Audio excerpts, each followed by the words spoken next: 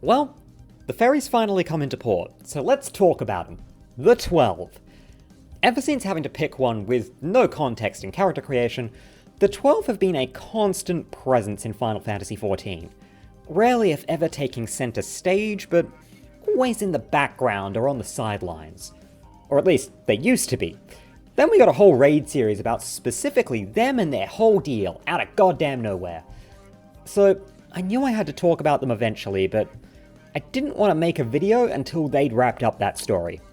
Today, we're talking everything we can about the 12, but that's actually a bit less about the gods, and more about people's views on them. We're talking about real-world parallels, how people worship them, what stuff in-game bears their names that can tell us how people see them. My usual 2 disclaimers. First, I don't have everything. I did my best to find everything, but with a few of these gods, that's literally just not possible. You'll see why.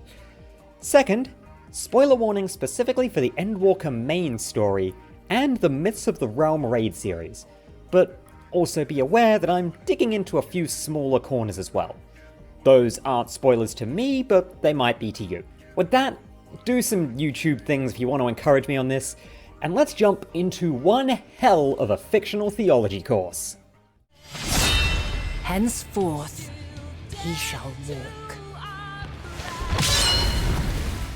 There is an in-universe creation myth for the 12. It's written in full in the Encyclopedia Eorzea. But, while I will put it on my co-host, I'm not going to talk about it in full here, because it's frankly just completely wrong to a level that would be confusing. We do know the actual origin of the 12, and it's not that. 2 bits worth covering though. It suggests that the 12 came one by one from something called the Wall, which is an attack name that crops up in the final Thaliak fight, and that the first to appear was Oschon, which explains his de facto leadership position. But for their real origins, we have to turn to when the planet of Atheris damn near killed itself twice over. Quick recap. Terrible science experiment by the universe's most depressed man brings the planet to its knees by giving a bird anxiety. Half the planet is sacrificed to create Zodiac, which is essentially the universe's biggest hole plug so the bad Dynamis energy can't get in. But shit's still fucked. Everything is on fire and way too many things are dead. While other ways to fix this might have been possible, the world at large decides to do what solved their last global problem, and sacrificed another half of the population to Zodiac to fix it. Some amount of both of these 2 sacrifices might not have been entirely voluntary. That's a different conversation, but it sort of ratchets up the implied tension. During all of this, Vanar. Vanar is, through memory-wiping shenanigans, the only person who knows the why of all this, but is also not enough of an expert to actually solve it by herself. Time travel shenanigans has also given her an account of the future, but not one she actually wants to see come to pass. While it could take the form of a guide, it's more of a what not to do. She wants to divert this if possible. But to do anything, she's going to need some help. People who can be trusted to keep a secret, to contribute to a solution, and to not succumb to existential terror that we soon learned was absolutely going to happen to most of the rest of the planet. Their actions around the first sacrifice are a mystery. They might have been together by then, but we don't even know that for sure. All we know is that they do nothing to stop it, because while tragic, it's also the only option. The second sacrifice, that's what shows they're going to be needed. That the world ain't about to fix itself.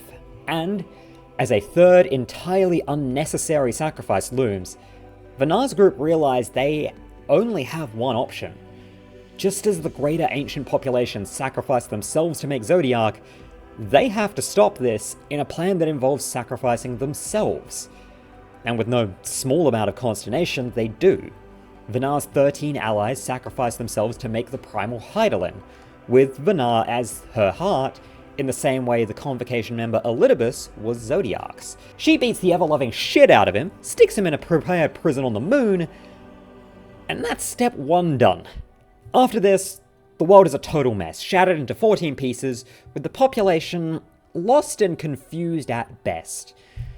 And while the plan is much larger than it first seems, a big part of it is just to make sure the world, in its unstable state, keeps going. Even as Halone, Vanar can't do this herself, so she calls on the allies that got her this far. She creates constructs based on the 13 people she most trusted, those same people who sacrificed themselves. 12 of them are given the job to watch over the world, make sure it keeps working, basically. They haul up in the Phantom Realm, a place mostly out of sync with the world at large, and start doing their work. There's also some stories that they might have been more deliberately active in the First Astral Era immediately after the Sundering, but there's sort of no clear evidence. Over time though, the world sees them, recognizes them, and starts building stories around them. More than stories, in fact. Myths, associations, prayers. They're seen as gods, and in a world where prayers can have some real impact, that means they start to take on the qualities that people are praying and telling stories about. They're hardly against this. They love the world, and if the world wants them to be more than they were made to be, they'll happily take that responsibility. But this did lead to them having to engrave their own names and the yokes they were made to keep control over in stone so they couldn't forget. We don't know much about those 12 as they were first created. We just know the 12. They keep themselves as much of a secret as their situation allowed, until 12,000 years after they started, when finally, that plan Halone had put into action was completed. From our perspective, what happened next was coincidence. A few nerds, accompanied by their friend who just happened to save the world, investigate the Phantom Realm and happen to get challenged to a fight, which frankly feels a lot more normal to us than it actually is. We never just get challenged for no reason, and never by actual gods, just by things pretending to be gods. So this is just that the stereotype of our journey actually happened for once. But it's not quite what it seems at first. Secretly part of the group is Oschon himself, disguised as a wandering, friendly weirdo. The entire thing secretly orchestrated by the 12, so they can meet the person who saved the world before finally dying. But what about that 13th one? Well, let's talk about the Watcher and give him the same treatment we're gonna give everyone else. In the time before the Sundering, the man that would inspire the Watcher was the chief archivist of Anamnesis Anida, and out of all the people following Vanar, he was the one with the closest allegiance to her. And let's just say, absolutely had a crush on her, let's be real. It was this allegiance that led to his yoke, to watch unflinching, to stand over his charge. His only job was to watch Zodiac's prison to make sure that nobody pulled any bullshit. He's got a couple differences from the 12 themselves that actually help to understand them. First, being the one excluded from the lineup that would become a pantheon, he didn't get the personifications that everyone else did. We can assume that at the point of creation, perhaps they were all like him, and gained visual traits, possibly even their actual names, through prayer, something the Watcher was left out of. Second, he's the only one that we know existed on another shard. Golbez killed the 13th equivalent, leading to the Flood of Darkness. That suggests that perhaps the 12 also exist in some form or another across every shard. Or, alternatively, that Halone recognized the Watcher as special enough to need to exist across them in a way the rest didn't. And third, well, he doesn't die at the end, but we'll get to that. So now, we hit the actual pantheon. Before I get into this, I want to underline this is a pantheon, and almost all permutations of the religion around them understand that. Even if they're focused on one god, they recognize all the others. Also, they all have some level of following, albeit sometimes implied and off-screen. There's a couple gods where we just don't really know who worships them, but there are still churches to them, we just don't know where they are or who's going to those services. So, you are resolved to face me? In the days of the ancients, the man who would become Byregot had a particular talent for creating inanimate objects, buildings, furniture, stuff like that. He held a supervisory role in the Bureau of the Architect, but seemed to be responsible for more than his job description required, mostly because the chief of the Bureau kinda barely ever did his job. All of this linked pretty closely to his yoke, to preside over construction, to somehow fortify the works of man and encourage them to build. His modern interpretation hasn't fallen far from the tree. He still holds the domain of architecture, with industry having rather naturally joined it. The arts are generally put under his purview as well, but it seems sort of an ancillary domain. When we meet him for the Alliance raid, he seems to be the one most engaged in the initial setup for their plan to fight us. He's the architect after all, he'll build the foundations. Mythology puts him as the older brother of Halone, the pupil of Thaliak, and the son of Rhalgr. Byregot's actually got a surprisingly small footprint as far as impact on the game world. He's one of the gods that didn't have a known visual depiction prior to the Alliance raids. There's Byregot's beard as a minor exclamation to confirm he's generally seen as, having one, but that's it.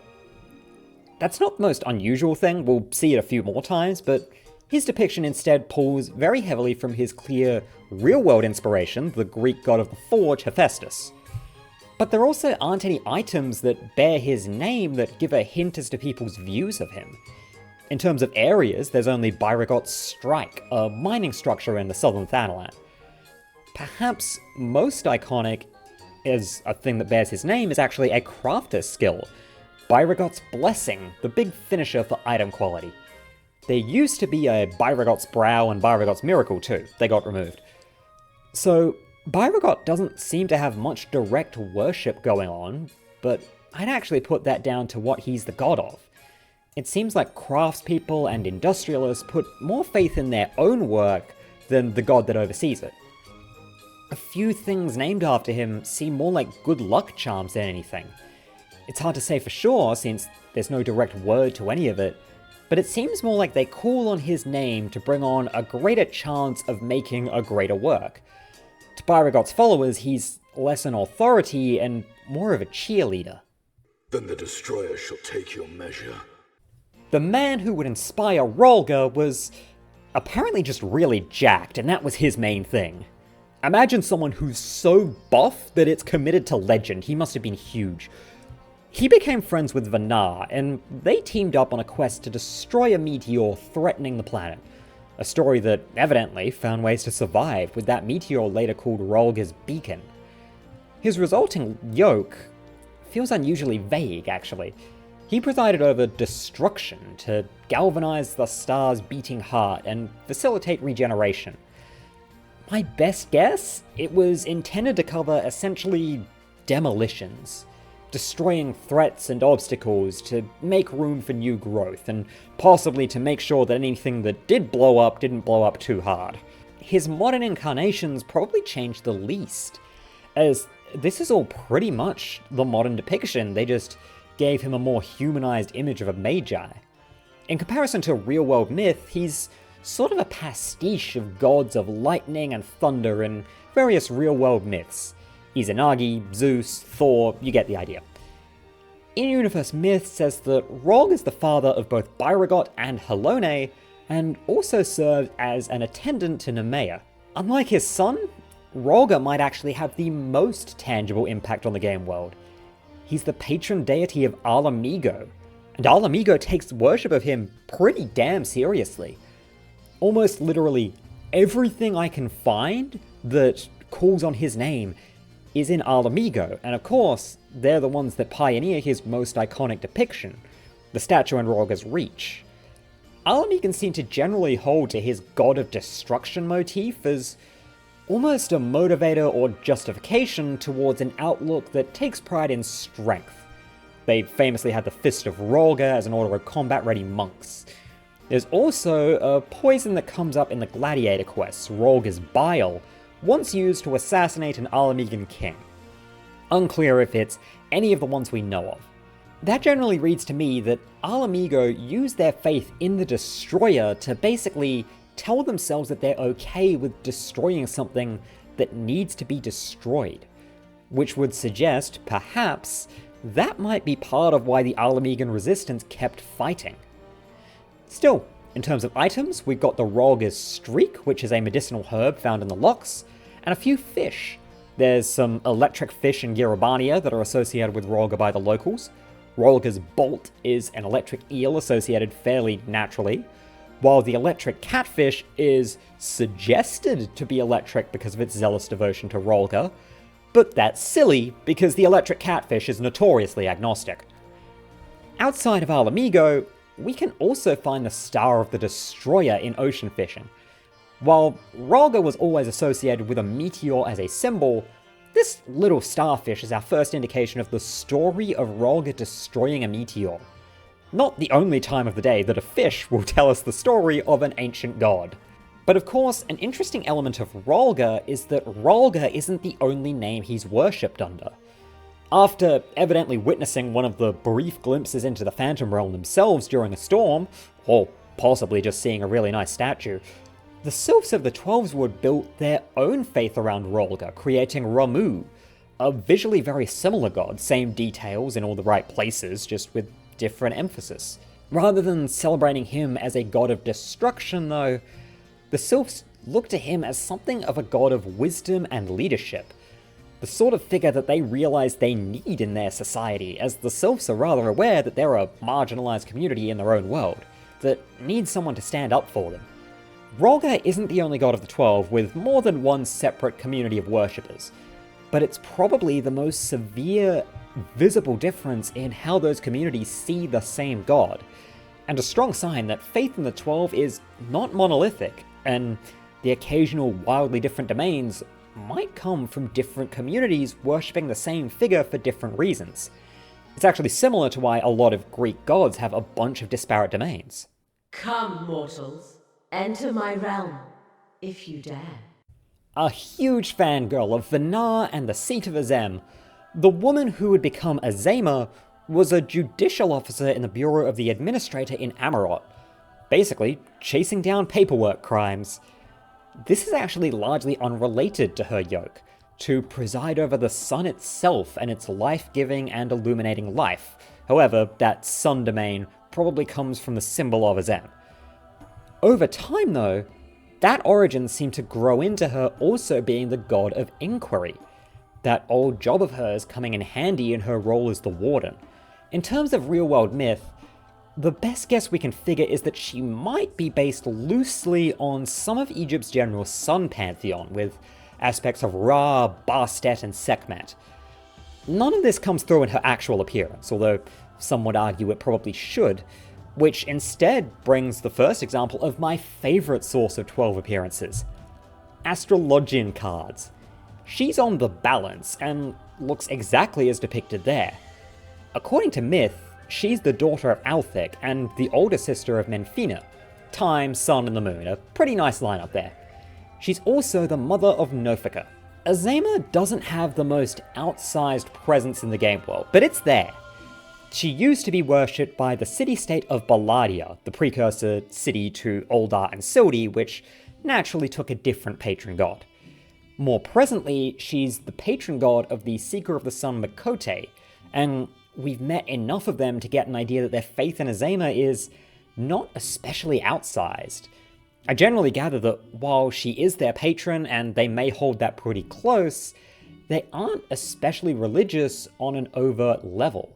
There's also the thought that Azeyma might be related to the Azim of the Azim Steppe, so it might be that they're worshipped by the Zayla tribes as well in a completely different form, but there's not a lot of clear evidence of that. It seems like Azeyma is a relatively common touchstone outside of that, though. First of all, there's a lot of things called Warden something or other that might be her, like the Bard song Warden's Paeon, but it's a word that's also used generically enough that we can't be completely sure. As for the stuff that bears her name itself, they include an old firework you can't get anymore. There's the Azeyma Rose, its oil makes for an incense that the Sylphs love, as well as an organization from 1.0 that seemed to shut up shop before our own reborn, Azeyma's Shields. They were focused on rooting out threats from within the Eorzean city-states rather than external threats. You know, criminal syndicates, that sort of thing. There's also, finally, a fish. Azeyma's sleeve, found through ocean fishing, is a fish that's said to resemble the bell-adorned sleeves Azeyma wears in many interpretations. Catching one is thought to be a sign of great fortune, but only if you release it afterwards. Which is a really cute idea, facing the slight problem that, well, Azeyma doesn't have sleeves, at least not in the depiction we have. That generally tells us that there are depictions of these gods that we haven't seen, so it would be folly of us to assume that the image we have is the only one. So hey, maybe there is a Catgirl Azeyma depiction out there somewhere, and maybe she has sleeves. Prepare to be judged, children of man. A merchant back in the time of Amarot, the man who would become Nald'thal was a personal friend of the man who would become Oschon. An outwardly very sociable man, Nald'thal also had a quiet passion for ore. His yoke is directly associated with that, to preside over the subterrane, to nurture the riches found in the planet's stone, as well as in man themselves. But good lord, was that not who he became? Nald'thal's the one with the greatest change from his original role to his current appearance. He's the god of the two inevitabilities of life, death and taxes. He's also developed, either due to the structure of his name or the influence of his most prominent worshippers, into a dual deity. He's depicted as twin brothers, Nald and Thal, that are still treated as a single deity. Honestly, all of this sounded like a completely insane lineup of traits to me, but this is all sort of a pick and choose from Greek and Roman myth. The strange domain pairing of the underworld and riches is actually one that was shared by Hades, and especially his Roman counterpart Pluto, who had a few other deities mixed in there. The two people, one deity thing actually comes up in a few mythologies. There's a Loa out in Voodoo myth, there's some in Norse myth that might just come from two figures being conflated, but the most likely inspiration was probably Pollux and Castor, the Gemini. When we actually see him, he's instead seen as a single figure with two heads, which sort of borrows from the Roman god Janus. According to the mythological family tree, Nald'thal was the brother of Oschon, that friendship apparently having turned into siblinghood. Nald'thal's appearance, though, ties pretty closely and obviously to his most known followers, the city of Ul'dah. In particular, if we look at Ul'dah, we can tell that they generally separate Nald and Thal when it comes to monuments and dedicated buildings. Nald has Nald's reflection and the Milvanus Sacrarium. Thal has Thal's Respite and the Arzaneth Ossuary. I am surprised I got all of that right in one take. It generally seems like Nald is associated with trade and wealth in life and Thal in death. And there's actually a fair amount of information on stuff like funerary rites that suggests that, yeah, Ul'dah's faith in the gods of death led to them having a lot of traditions around it. I have no idea if their association with the god of trade came before or after they decided to make their entire society about just making cash money though. That's how it is now, but I don't know if the chicken or the egg came first with this. It even comes through in Nald'thal's actual boss theme. In the Balance is generally agreed to be an Ul'dah hymn of some kind. It's not really worth dissecting here since it's not really new information, but read its lyrics sometime, it's good stuff. It could be reason that being Ul'dah's twin city, Sildi also followed Nald'thal, but they're not exactly around for us to ask. Thanks to another thing named after them, the Traitor's Spurn, which zombified the whole city. In terms of other presences in the game, there's actually no items clearly named after him, although he's got a similar issue to Azeyma in that there's a lot of things called Traitor's stuff. Nald'thal's presence can instead be found in the tiniest but least surprising place: minor skill names. We currently have Nald'thal's Tidings, and we used to have Nald'thal's Ward and Nald'thal's Council. There's also a neat, really niche removed one that I don't see talked about much: the Trader's Favor items that revealed hidden items on mining nodes in Heavensward, and that's it. It was not a long-lived mechanic. To me, all that generally says is that Nald'thal is to miners what Byregot is to craftspeople and industrialists.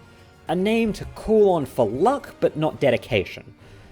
Although that does bring up the question of why that mining rig isn't called Nald'thal's Strike. Oh, and Thor's Balls? Frankly, I have no idea where that finds roots in their depiction, except through pure rhyming. Blame Koji Fox. Prove to me life's resolve. In the days of the ancients, the woman who'd become Nophica was, of all things, a landscape artist. She eschewed magically creating already grown plants in favour of naturally nurturing them, and became well known for the results. Her yoke directly used this to watch over the fertility of land to fill it with life. Forgive the double meaning, that's a very natural domain. That meant that her modern depiction connects very directly. She's a god of the harvest and depicted as a very happy and joyful farmer. She was actually one of the first of the 12 to have a canonical and reliable depiction on a particularly famous piece of artwork for the Twin Adder, and her depiction when we meet her is pretty much one-to-one, which explains why Nophica's tits is an exclamation we can hear a few times in the game. According to mythological relations, she's the daughter of Azeyma, the younger sister of Llymlaen, and on some form a rival of Halone. Looking for a real-world equivalent that Nophica might have been based on is very difficult though, because every single agrarian society has this god in some form or another. Gods of the harvest and fertility are as plentiful as crops and animals you pray to them for. Like Nald'thal, Nophica's appearance ties to their most known followers, the city of Gridania. But surprisingly, despite Gridania being essentially a theocracy, her presence there isn't particularly outsized. She's got some prominent symbology, but it's sort of more as the mother figure to their actual focus, the elementals. And by the way, she wants you to know they mean well, they're just not very good at showing it, which I already made a video about, I agree with her. Still, this means that while she does have some notable landmarks, Nophica's altar in Gridania itself, the matron's Leith in Central Shroud, she's not as much of a day-to-day influence on Gridania's activity as Nald'thal is to Ul'dah. Interestingly, she's also the only patron god of an Eorzean city-state to have a landmark in a different city-state's region. Nophica's wells in the western Thaliak, a natural basin caused by a recent cave-in. That's a great sign that even though worship of the 12 usually centers on whatever god that community or profession favors, it's always with full respect to the other gods of the pantheon. Even worshippers of Ul'dah recognize something as Nophica's work. In terms of smaller things bearing her name, the matron's mistletoe, a plant found in the shroud and used for healing potions, and of course, she provides the botanist equivalent of Nald'thal's gathering stuff. Nophica's tidings, the now removed Nophica's ward, Nophica's council, and the matron's favor. So Nophica's very much just associated with plants in general, although fishing lore brings us an interesting oddity. Nophica's comb from spearfishing in the Ruby Sea. The only mention of the 12 that I could definitely find from a non-Eorzean source. It's also really different from everything else bearing Nophica's name. It's way darker and doesn't have any of the fertility and plant associations. It's hard to read anything into it because it's just so isolated, and it's likely just riffing on the real-world inspiration, the Venus comb Murex, but it does broadly suggest that the 12's names might carry further than Eorzea, and their names might carry different meanings out there. The sands of time are mine to command. In the days of Amarant, Althyk was a researcher in Elpis named Alkaios. We know his ancient name specifically because we can actually meet him. He's in a questline that starts with a better Batrachoy. He and his sister Myra are involved in a little questline about trying to perfect attempts to create a predator. The various attempts are actually the same enemies that appear before Althyk's fight. Althyk's yoke stems from something mentioned in those quests as a strength of his. Space and time to ensure that the world keeps spinning and mankind keeps marching on. According to myth, he's the father of Azeyma and Menphina, and the older brother of Nymeia, but unlike every other familial relation, that last one's confirmed is actually true. And as to what might be his basis in real-world myths? Okay, so here's the thing about discussing Althyk's real-world parallels. He doesn't have one, because theologically speaking, gods of time are fake bullshit. Gods of fate and destiny are a thing in a lot of pantheons, and In some more current ones, you'll see time tacked on as part of a god's list of domains, like Kali in Hindu myth. But a god of time and that's just their main thing didn't really happen, ever. It makes more sense once you realize that those myths came about before the invention of things like clocks. Most measurement of time was through the sun, the moon, and seasons, and most pantheistic cultures already have gods for those, so what purpose would a god of time serve? In later reads of Greek myth, you sometimes see Kronos and Kairos as gods of time, but they were more just concepts that got mistaken for gods because of the fact that they sounded so close to the Titan Cronus and a minor god named Kairos. Blame like Renaissance Christians. Gods of specifically time are more a product of pantheons for fictional faiths than real ones, possibly because that feels like a fun tool for a god to have. As for the in-game footprint, Althyk is stunningly lonely. Throughout the entire game, he has one apparent follower, not group of followers, just one guy, the bard Nald'thal. Given how little we know about bards, it's plausible to reason that at some point all bards were followers of Althyk, but it's not confirmable. It might just be Nald'thal. However, there's also a theory that he might have been the patron god of Amdapor. His mark is found near both Amdapor Keep and the city itself, and the area around his boss fight in Euphrosyne resembles their architecture. Outside of those nebulous calls, Althyk only has two material references in the game world: the gardening item Althyk Lavender, and the Althyk PvP armor set. But if there's two things I could say about Althyk, it's that he's efficient and grateful. His appearance when we meet him doesn't just borrow from the Althyk set's aesthetics, but he's also wearing lavender. Such a shame his boss fight's such a pushover. I really wanted my patron to impress me so much more than he does. Victory must be seized with one's own hands. A warrior who was tasked with hunting down ancient creations deemed detrimental to the world at large, the woman who would become Halone was considered a leading candidate for the convocation seat of Pashtaro, whose role is to preserve law and order. Which says less about Halone and more about Pashtaro, who's otherwise a pretty big blank spot among both the Convocation and the Ascians. Her yoke was rather unrelated to that history though. To watch over, of all things, glaciers. Not to take away from that role, glaciers are a pretty important thing to keep an eye on, but it is an oddly specific thing to have a god of. The world of the source happens to agree with me on that. To Eorzea, Glaciers has been demoted to simply part of her title, the Mover of Glaciers, as she's just become straight up a god of war. Myth also situates her as the daughter of Rhalgr, the sister of Byregot, and a companion of some sort to Oschon, as well as a rival to Nophica. In terms of real-world myth, there's a number of close but not quites. She's a bit like a number of gods, but everything is at least a little bit off. My best pick is that she's Athena if Athena was a Norse god instead of a Greek one. If we're talking about the most prominent worshippers of a god, Halone has followers so enormously prominent that it actually causes problems for this conversation, both in and out of universe.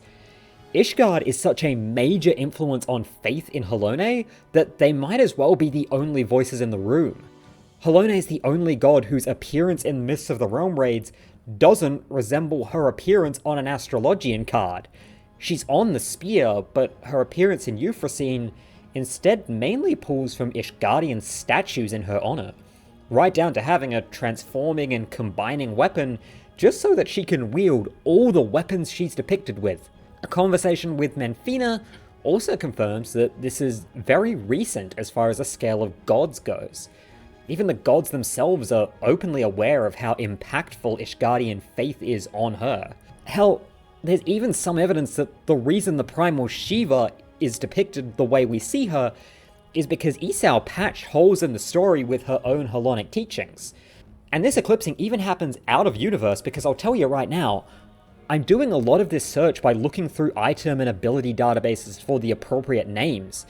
And for Halone, that's just not viable. There's too many things bearing her name from Heavensward to the point where I can't rely on it. All I've got is the Halone PvP armor set, which seems to be a lesser influence on her raid appearance, the gladiator ability Rage of Halone, and, because it's me, the fish lore. There's a number of snails and shellfish that are linked to her, specifically her shield. I'll leave you with just the most interesting one though. The Fury's Aegis, which proves that Sharlayan naturalists are lying to us. We know what this thing's got to be capable of. We will not be simply told that no, it doesn't turn into a sword that shoots laser beams. Come bathe in the moon's tender glow. The woman who would become Menphina was perhaps the most important of the people who inspired the 12. A young prodigy of Academia Oneida, she was responsible for something even we still saw the results of. The wards that sealed Zodiac.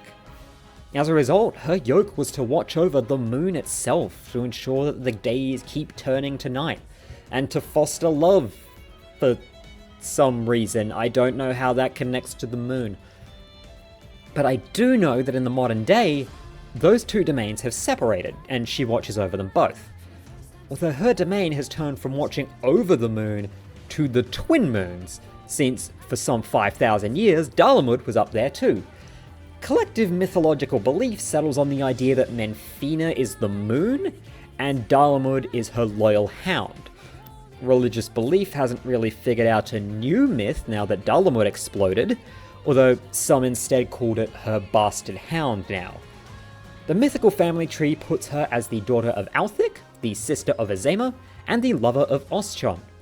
Looking over real-world comparison is interesting, because while both the moon and the concept of love were really common things to make a god out of, they were almost never the same god.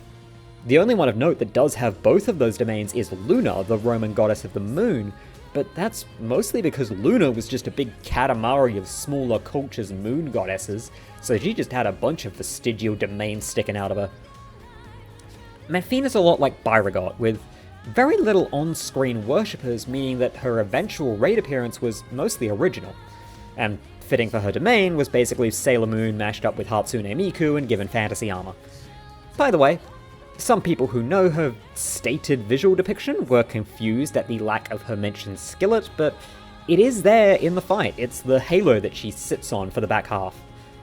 Unlike Byregot though, Menphina's worshippers actually have been on screen, just not very prominent. Of course, we have the Lambs of Dalamud, originally a peaceful cult that worshipped the Lesser Moon that got a little excited and overzealous when the Lesser Moon came to them. But we've also got what probably should be a much more visible group that just isn't. The Keepers of the Moon Makote. Look, I'll talk for hours about how the Duskwhite are neglected, even I'll admit that they are not the most neglected clan in the game, because the Mooncats exist. Ask your resident Mooncat friend, they'll tell you all the nothing that they get. Their most prominent representative is goddamn Nashu. But, rather than the Keepers depicting their god, it was their god that gave them a gift. Menphina's theme, dedicated to moonlight, is a Keeper of the Moon hymn, all about daughters learning the teachings of their god from their mothers. It's genuinely my favorite part of the whole raid series. It shall be my pleasure to welcome you personally. Probably the most high status of the people who would inspire the 12, the man who would become Thaliak was the headmaster of Academia Oneida. It's entirely possible at least one of those notes we found in that dungeon was from him. His yoke was to preside over the rivers, to quench man's thirst and bring them wisdom. The rivers part seems unconnected at first, but some people have noticed the first area of Academia and Thalia do share a couple props, in particular, a fish, so it's possible that this was catering to some personal skills of his. This yoke transferred rather directly into his current understanding, the ruler of both rivers and wisdom. Mythology puts him as the father of Llymlaen and Byregot's teacher. If we're looking to real-world myth, his closest match is actually from Hinduism and Japanese Buddhism. Saraswati in Hindu and Benzaiten in Buddhism are both the goddesses of, quote, everything that flows, words, speech, music, knowledge, and, of course, water. The gender's wrong, everything else is bang on. we've got another god of a city-state who overshadows all other discussion here, although it's not as bad as Halone had it. Thaliak is the patron of Sharlayan, and they really define his presentation. When we see him, his appearance is a combination of his appearance on the Ewer card and his depiction as that enormous statue in Scholar's Harbour. He's also the one constantly depicted with the Ewer that the card is named after, which dominates the appearance of the Heaven of Water. Items and areas bearing his name are also pretty firmly dominated by Sharlayan.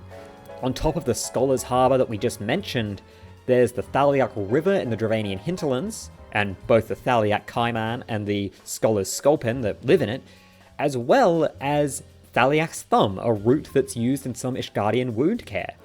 None of that says anything about Thaliak himself, beyond that New Sharlayan had exactly one god they loved naming stuff after. There's two other places we can find Thaliak's name on something though. The Thaliak PvP armor set, unlike Althyk and Halone, he didn't take much inspiration from it himself, and Thaliak's Favor, a fishing ability that lets them restore GP. I'll tell you right now, it's an apparently literal godsend for collectible fishing. Also, it turns out Thaliak's voice actor is actually a pretty long-term player, and mentioned on Twitter that they gave him no voice direction for the pronunciation of Byregot's name, which tells us neat things about their direction on that. It's also possible he might actually watch this, so hello Mr. Thaliak, thank you for your work, and for giving me a fun way to pronounce Byregot. And while you're here, quick question. What's your read on the Tonberry statue in the Heaven of Water? Those guys didn't pray to you or the next girl. But I couldn't stay away. In the days of Amarot, Nymeia was a researcher in Elpis named Myra. You might have heard of her before. She apparently joined Vanar's crew before her brother and then invited him along. Her yoke seems unrelated to her work, but perhaps connected to what Vanar associated with Elpis, to watch over the stars. Apparently, this involves both preserving the seasons and weaving the threads of man's lives. No idea how those connected in the planning stages. In the modern day, the seasons part of her domain seems to have fallen away, leaving her as the goddess of fate and celestial bodies, which do connect to the modern world thanks to astrology, a skill set that, going by her fight alongside Althyk, she does hold close. As I mentioned around Althyk, gods of fate and destiny do exist, and Nymeia seems like she might be borrowing from the three fates of Greek myth, who weaved a person's life using thread. Primarily, probably Clotho, who first spins it. The association with water might also come from the Norn of Norse myth, who themselves might have been a bit lifted from the Greek fates. European myth was constantly stealing from each other like that. Nymeia's actual design gave me a bit of a head fake, because it's an original design that doesn't really resemble anything all too closely. But then I saw her pants. And there's only one group in this game that regularly wears bell-bottoms. Astrologians. Rather fitting, given she's basically playing one in her boss fight.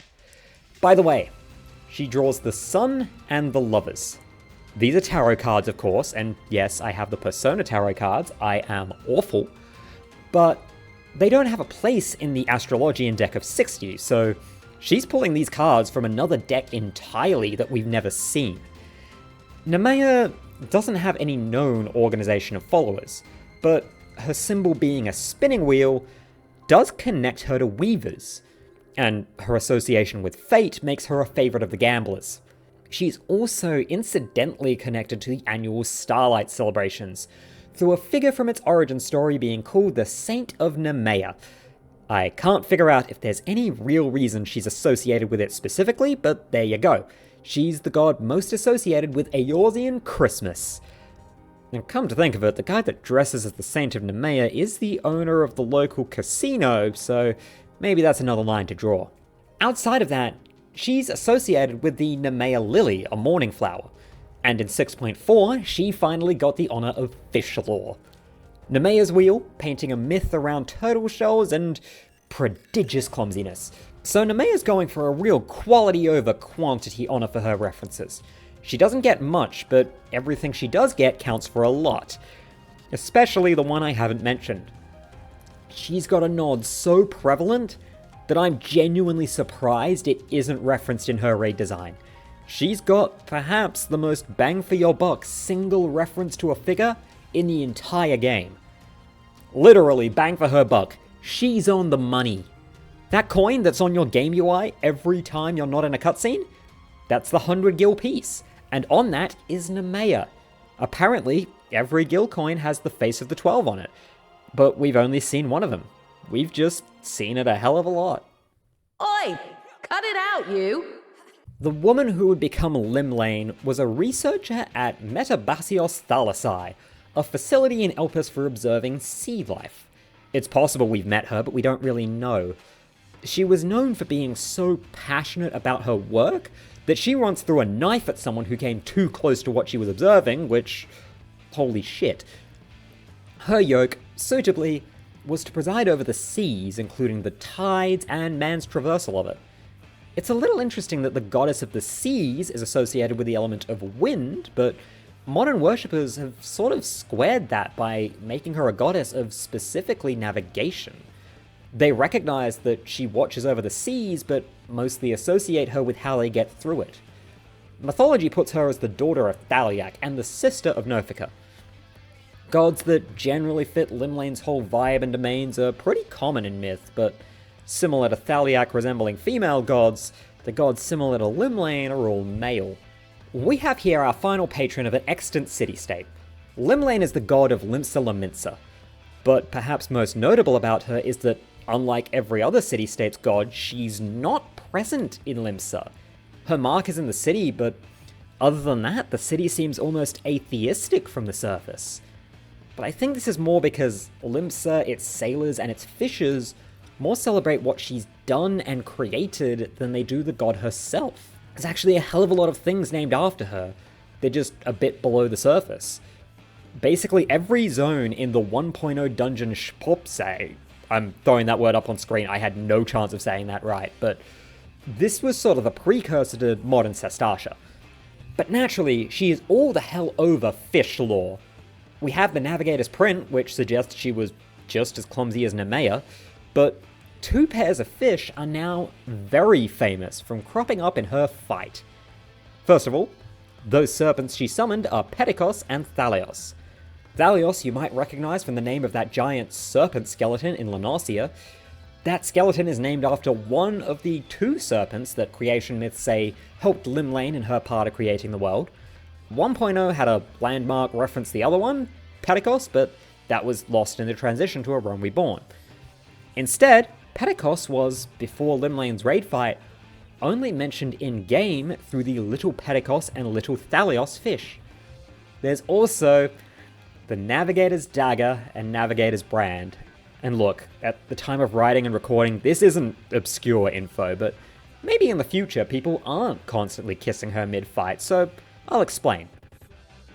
These fish describe the modern, twisted by age version of that story of Llymlaen throwing a knife.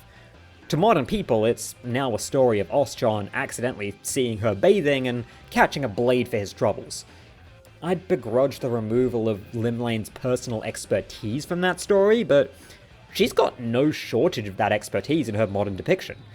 And clearly isn't a huge fan of the story herself, because she'll use the Navigator's Dagger on you if you blow a kiss at her mid-fight.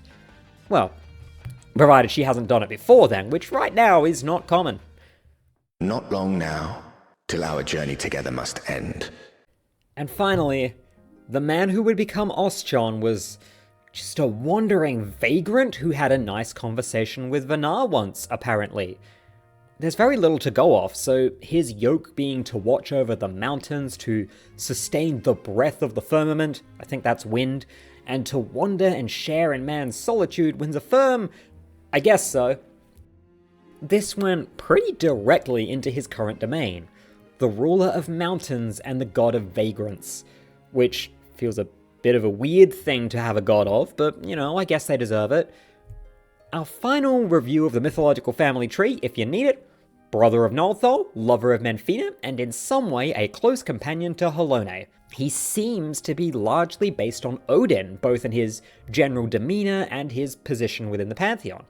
Certain depictions of Norse myth kind of give Odin more of a Zeus-style role and imagery, but his classical image was more just a disguised wanderer with animal companions. So, just Derek, although Odin was usually older and beardier.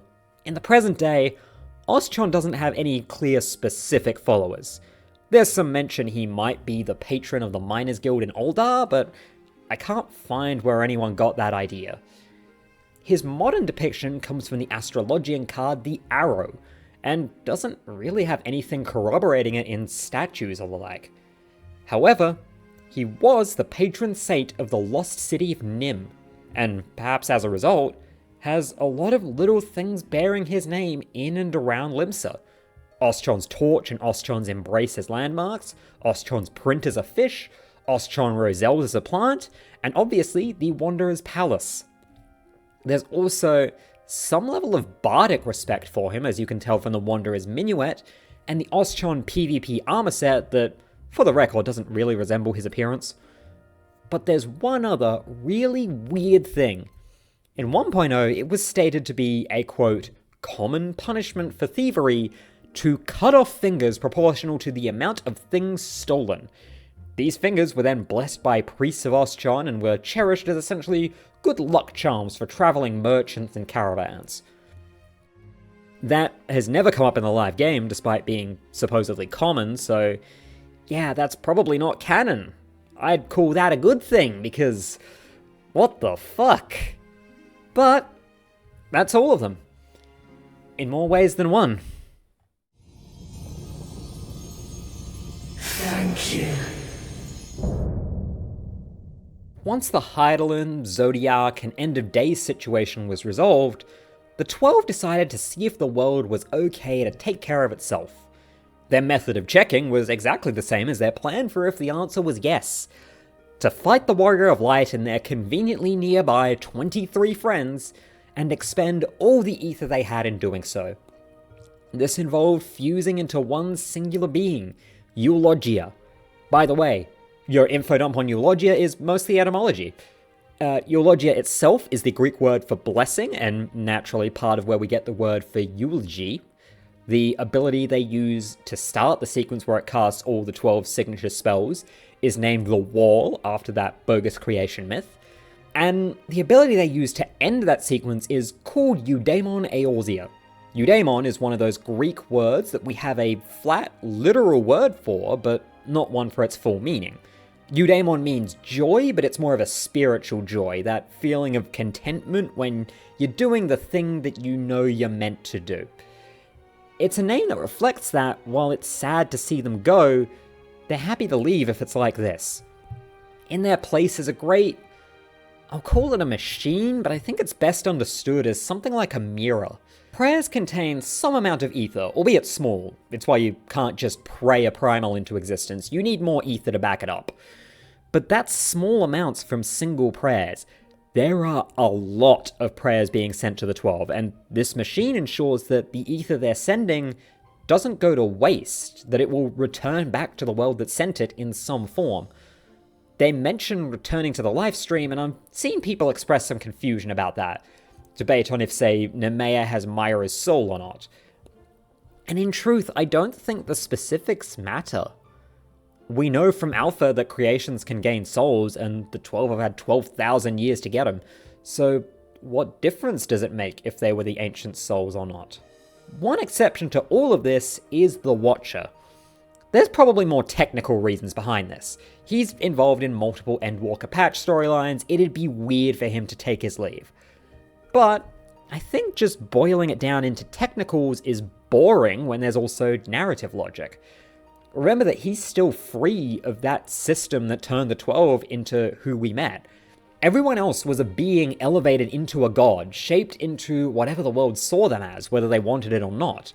I can't imagine it's a pleasant experience, even if, ultimately you're okay with it. The Watcher, though? I was gonna say he was alone, but he's not. The Loporrits visit him. I think he's content where he is, in a way the 12 couldn't be. Similarly, we also have Derek, some small portion of Oschon, too attached to the world of man and a needy little monkey to leave, has returned as a human to wander as he has been until his eventual human death.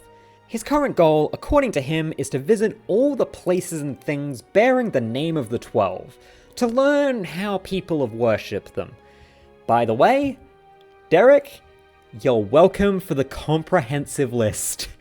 I'll be honest, when we first got this Alliance raid, I was apprehensive, because the concept of the raid series seemed to be defeating one of the best parts of the game's storytelling, its ultimate respect towards faith and religion. Even as we fight products of extremism and zealotry, 14 holds close a recognition that religion can be important because of what it means to the person who believes it, rather than in some objective truth. The Sylphs might have gotten a vastly different idea of Ramuh than anyone else, but that doesn't make them wrong. That quality loses some of that inherent respect, though, if it turns out that the majority religion of the setting is right. That the Sylphs are now just misunderstanding everything, that the Sahagin and Vanu deified an ultimately normal animal, or that the Amolja call an ancient fire spirit their creator figure. And meanwhile, the Halonic Church is just objectively correct. Their god exists and looks like all of their depictions, even the ones that contradict the other ones. That turns the attempted respect into condescension. You guys can believe your wrong, fake religion, and meanwhile, the real religion gets to meet all their real gods. The reveals around Thalia were huge for that. We learned that ultimately, the worship of the 12 isn't that different to the stories around Bismarck and Ifrit. Man bigged up the figures they got brief glimpses of, and made up stories so hard that they became physical. The method is different, but the result is ultimately very similar. Rhalgr recognizing Ramuh isn't just a great recognition of previous lore, it's recognition that they're basically the same. Rhalgr and Ramuh are no less real than each other on any level. It does still leave the unfortunate notion that the 12 are largely accurate, real deities rather than symbols of every other religion, but it also puts forward the fact that might be the problem. That man has deified a group of people who were just people, essentially trapped them in the narrative built around them. And yet that's not really the people's fault. They did nothing wrong, and the religions they've made around it have done them good. Give or take a zealous archbishop or two. The 12 passing on solves all of that. It's recognition that the religion around them isn't the problem, it's the 12. In creating that machine, they make the best of both worlds. The 12 are no longer prisoner to that religion's views on them, but that religion can still keep going, keep enriching the world around it. And you know what? After researching all this, I'm pretty sure that part is more important than what the gods were up to. So, there we have it. Everything I could dig up about every single god. Honestly, I expected length, this is shorter than I thought. If you like this video, do those regular YouTube things and comment with, well, whatever you want, I gave you a lot, but if you want a specific, either what Dulwood's going to become in myth as time goes on, or what Derek's gonna do once he finishes that sightseeing log.